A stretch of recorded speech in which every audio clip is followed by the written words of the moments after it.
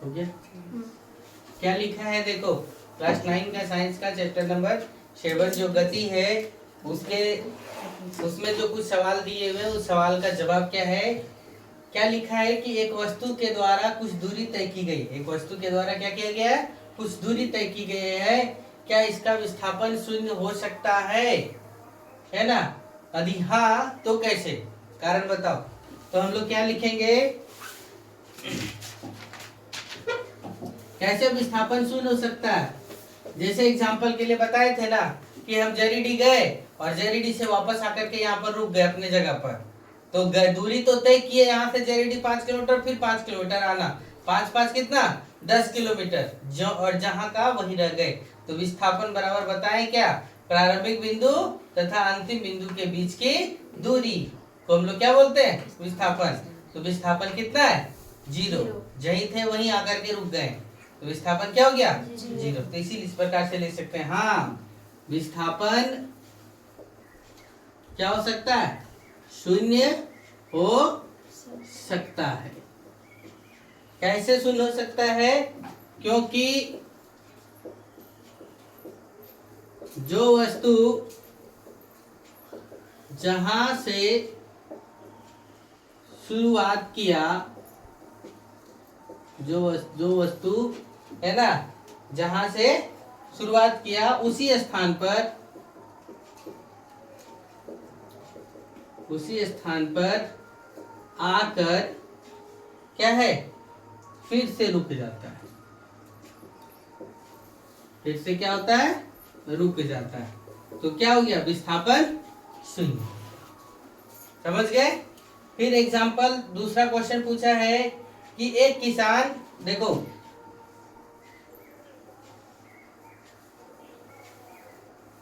एक किसान 10 मीटर की भुजा वाले वर्गाकार, ये किस प्रकार का है, वर्ग के आकार का है, किस प्रकार का है, वर्ग के आकार का है। 10 मीटर की भुजा वाले एक वर्गाकार खेत की सीमा पर, यानी इसको एक चक्कर लगाने में किसान को 40 सेकंड का समय लगता है। एक चक्कर लगाने में कितना, 40 सेकंड का समय लगता है। 40 सेकंड में चक्कर लगाता है, तो 2 मिनट 20 सेकंड के बाद किसान का विस्थापन क्या होगा, सो आपसे सवाल किया। तो देखो हम लोग हल करते हैं इस प्रकार के सवालों का, और क्या लिखेंगे, देखो एक चक्कर लगाने में कितना, एक चक्कर लगाने में लिया गया समय बराबर कितना दिया हुआ है, 40 सेकंड। किसान कितना मिनट, कितना चक्कर, कितना समय तक तय कर रहा है, 2 minute 20 second. 2 minute 20 second, 2 minute 20 second यानी कितना, 1 मिनट बराबर 1 मिनट बराबर 60 सेकंड, तो 2 मिनट बराबर कितना, 120, और ये क्या 20, तो 120 और 20 कितना हो गया, 140 सेकंड। तब टोटल जो किसान समय लिया वो कितना लिया है, 140 सेकंड। किसान के द्वारा लिया गया समय कितना है, 140 सेकंड है। एक चक्कर में कितना समय ले रहा है, एक चक्कर में 40 सेकंड, तो क्या चक्कर लगेगा, तो 140, और यहाँ पे क्या लिखना पड़ेगा, कुल चक्कर बराबर कितना, 140 बटे कितना 40। भागा दे करके रस काट देंगे तो काट सकते हैं, लेकिन यहाँ पे क्या होगा, देखो 40 दूना होगा क्या, 40 दिया 120, 40 से भागा दो ना ऐसे, 140, 40 दिया कितना हो गया 120, यहाँ बच गया कितना 20। जब 20 बच गया तो 20 बटे 40 बचेगा यहाँ पर, ये तो 3 चक्कर हो गया, ये 3 चक्कर कंप्लीट, प्लस 20 बटा 40, 20 बटा 40 मतलब क्या, 1/2, यानी कितना चक्कर लगाता है किसान, 3.5 चक्कर, यानी 3 पूर्णांक 1/2 चक्कर लगाता है।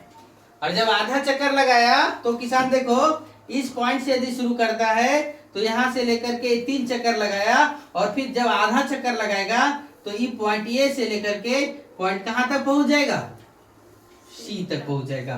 तो विस्थापन इकर और अकर बीच की दूरी यही तो है? तो अब यहाँ पे आपको देखो जब 3.5 चक्कर लगा लिया तो व्यक्ति कहाँ पर, व्यक्ति ए से सी पर स्थित है। व्यक्ति कहां पर हो जाएगा? सी पर। ऐसे लिख दो, व्यक्ति कहां पर? सी पर हो जाएगा या सी पर है, ऐसे लिखो। जब सी पर है तो ये से सी की दूरी कितना हो जाएगा? तो देखो अब यहाँ पर वर्ग दिया हुआ है। क्या दिया हुआ है? वर्ग। और जब वर्ग दिया हुआ है तो वर्ग का प्रत्येक कोना कितना डिग्री का? 90 डिग्री का। तो ये क्या हो गया? ए बी सी, ये कैसा त्रिभुज हो गया? समकोण त्रिभुज हो गया। और जब समकोण त्रिभुज हो गया तो पाइथागोरस प्रमेय लगाएंगे, कर्ण स्क्वायर बराबर आधार स्क्वायर प्लस क्या? लंब स्क्वायर। क्या लिखेंगे? ए बी सी एक क्या है? समकोण त्रिभुज है। एबीसी कैसा त्रिभुज है? समकोण त्रिभुज है ना। और जब ये समकोण त्रिभुज है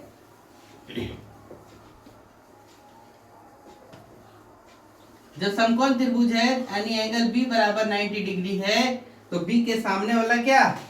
एसी है। तो एसी स्क्वायर बराबर कितना होगा? ए बी स्क्वायर प्लस कितना? बीसी का स्क्वायर। पाइथागोरस प्रमेय के प्रयोग करते तो एसी बराबर कितना? अंडर रूट, ये स्क्वायर इधर चल जाएगा तो under root A B square plus कितना? AC square. तो ए बी कितना? 10 और एसी कितना? एसी नहीं है बीसी, बीसी कितना? 10। तो 10 का स्क्वायर 10 का स्क्वायर 2 गो 10 है। इस प्रकार से तो हम लोग क्या करेंगे? 2 गुने 10 का स्क्वायर लिख सकते हैं और ये 10 को स्क्वायर ना लिख करके हम लोग लिख सकते हैं क्या? 2 गुने 10 तो इसमें से एक जोड़ा 2 जोड़ा 1 लग गया है 10 का, तो ये 10 क्या हो गया? बाहर हो जाएगा। तो यहाँ क्या बच जाएगा? 10√2 यानी एसी की दूरी कितना? 10√2 है। अर्थात किसान प्रारंभिक बिंदु से अंतिम बिंदु के बीच की दूरी जहाँ रुका है वो कितना पर है? 10√2 पर है। समझ गए? चलिए नोट करो यहाँ तक फटाक से। तीसरा जो क्वेश्चन है वो क्वेश्चन ही गड़बड़ दिया हुआ है, उसका जवाब नहीं मिल सकता। कैसे?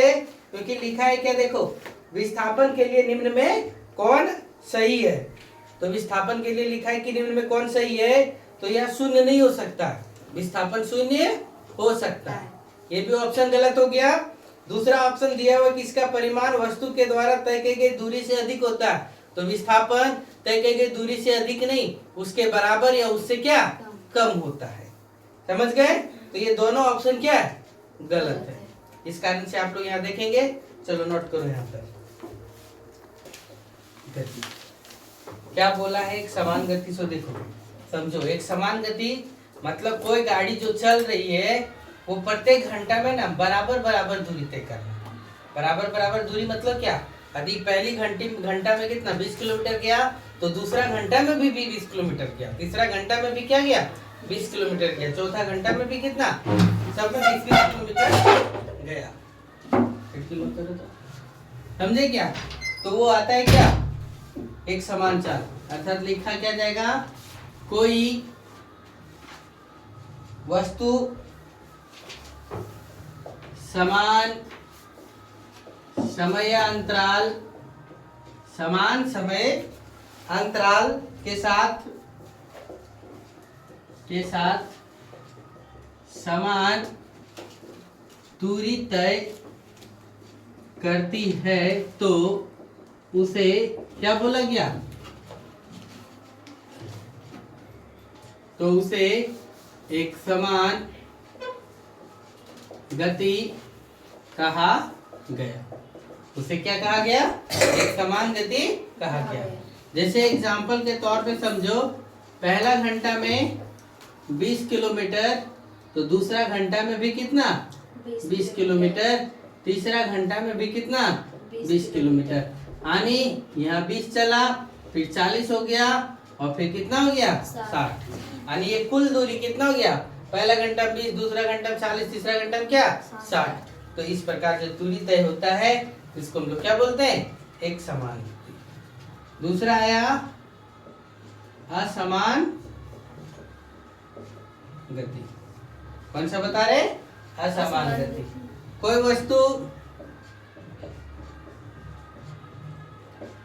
वस्तु असमान समय अंतराल के साथ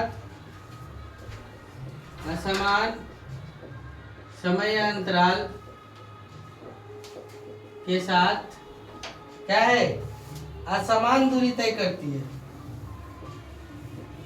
असमान दूरी तय करती है तो उसकी गति को क्या बोलते हैं, असमान गति कहते हैं। असमान गति कहते हैं। कैसे इसको समझेंगे तो समझो, पहला घंटा में कोई गाड़ी 10 किलोमीटर चलाया तो दूसरा घंटा जब चला तो कितना हो गया, 15 किलोमीटर हो गया। तीसरा घंटा में कोई गाड़ी चलाया तो 25 किलोमीटर चलाती है। समझ रहे? यानी यहाँ का डिफरेंस देखो 5 किलोमीटर है और यहाँ का डिफरेंस कितना है, 10 किलोमीटर है। तो एक समान रूप से गति कर रहा है क्या, नहीं कर रहा है। तो ये क्या हो गया, असमान गति हो गया। समझ गए? फिर अगला पॉइंट है हम लोग जो पढ़ेंगे वो दूसरा है यादृच्छिक गति।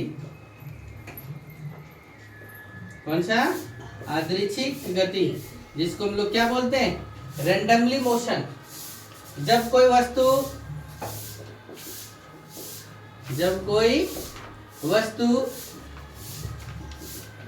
टेढ़ी मेढ़ी, क्या लिख रहे हैं, जब कोई वस्तु टेढ़ी मेढ़ी रास्ते से चले तो ऐसी गति को क्या बोलते हैं, यादृच्छिक गति कहते हैं। ऐसे गति को क्या कहते हैं, यादृच्छिक गति कहते हैं। इसका एग्जाम्पल कौन देंगे, यादृच्छिक गति का एग्जाम्पल कौन सा देंगे, फुटबॉल की गति, हॉकी के स्टिक से निकला हुआ क्या, बॉल की गति, ये सब क्या है, रैंडमली मोशन है, यानी यादृच्छिक गति है। मधुमक्खी की गति जो भोजन की तलाश में इधर उधर ढूंढता है, वो सब किस प्रकार की गति है, यादृच्छिक गति है। इसका एग्जाम्पल कौन, फुटबॉल के मैदान में फुटबॉल की गति, फुटबॉल के मैदान में किसकी गति, फुटबॉल की गति। हॉकी के मैदान में क्या, स्टिक से निकला बॉल की गति, निकला किसका, बॉल की गति। भोजन की तलाश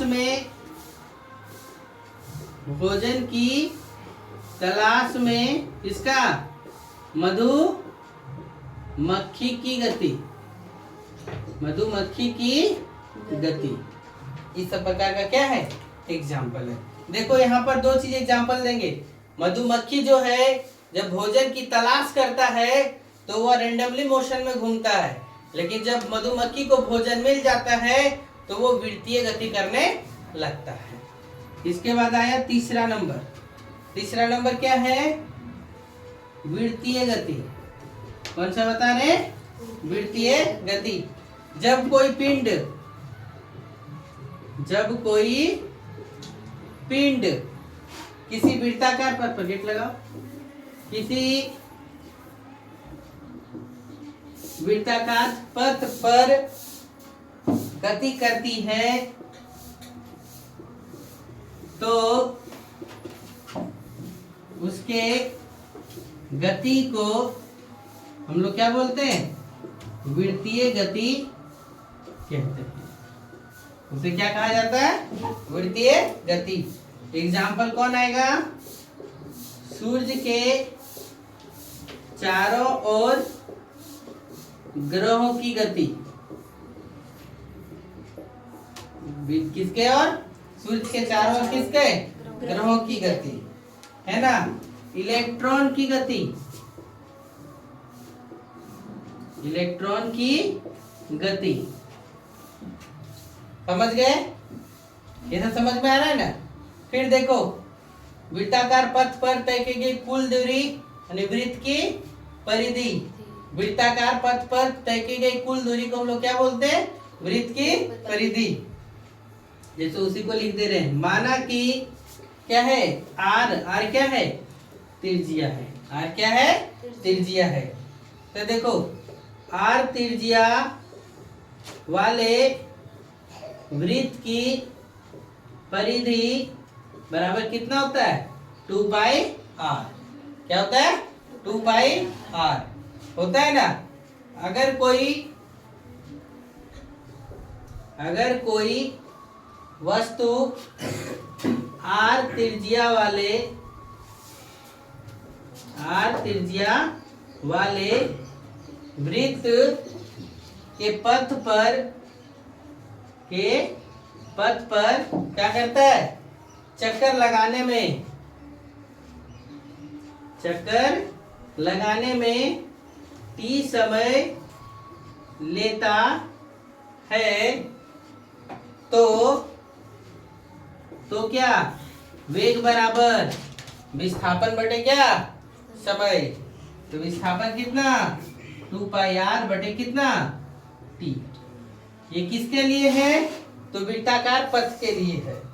और भी हम लोग क्या जानते हैं? चाल बराबर दूरी बटा समय। चलिए आज नोट करिए यहाँ तक। कल आप लोग को फिर बताया जाएगा आवर्ती गति और दोलनी गति। पढ़ो फिर बढ़ा।